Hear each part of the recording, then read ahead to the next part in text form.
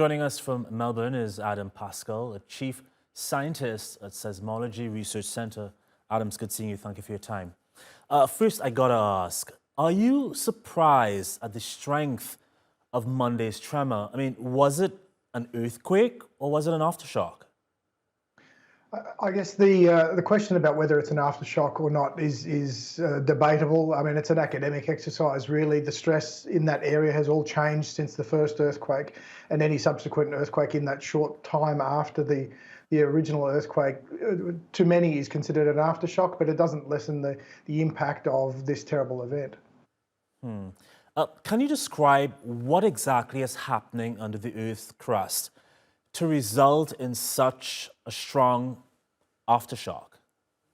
So the area where all of these earthquakes is happening is the border of a number of tectonic plates. And so the stress builds up greatly at those plate boundaries. And that initial earthquake that occurred, the 7.8, ruptured a large area, several hundred kilometres, triggering lots of aftershocks, and that follow-up magnitude 7.5 event also. So all of the stress is changing in this area, and the strength of the rock has all shifted. So the whole dynamic of that plate boundary region has changed. So there are some areas that are now more prone to having earthquakes triggered by that stress change, and other areas that have changed to be less likely to happen.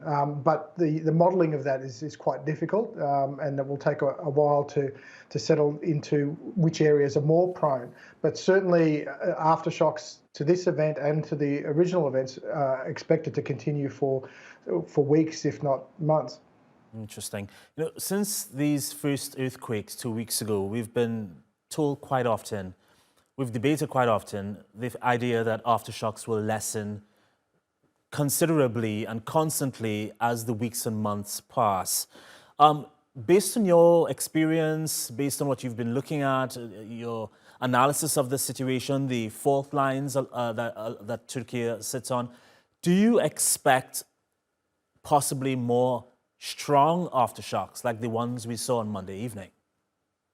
It's within reason to expect that there will be large aftershocks. When you have a big event like a 7.8, usually you would expect to have maybe up to 10 times as many events that are about up to a magnitude unit smaller. So, 10 magnitude 6 events following that magnitude 7.8. And, we've seen a few magnitude 6s already. So there is an expectation that more could occur. And then you would have maybe 100 magnitude 5s and 1,000 magnitude 4s, and it goes on like that. And it does reduce over time, but that whole stress change from these large events is creating a situation that is very dynamic, and particularly in a high stress region at the Anatolian fault plate border.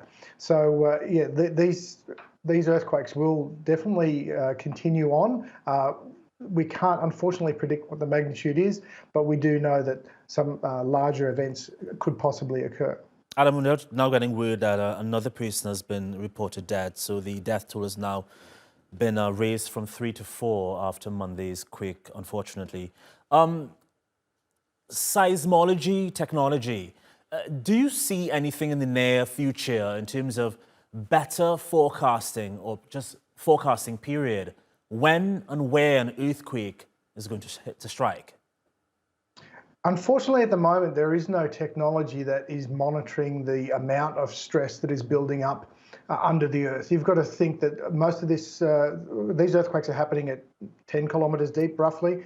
Most earthquakes, large earthquakes around the world, happen even deeper. So there's no way of actually monitoring the stress at those depths. We can't get down there. So currently, the technology is not there to tell us within any sort of practical time frame when they're going to happen. We do know that earthquakes will recur of a particular magnitude. We know that magnitude 7 earthquakes happen in this region in the frame of decades.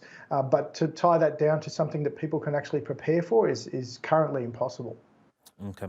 Adam Pascale, Chief Scientist at Seismology Research Center, thank you so much for your time once more.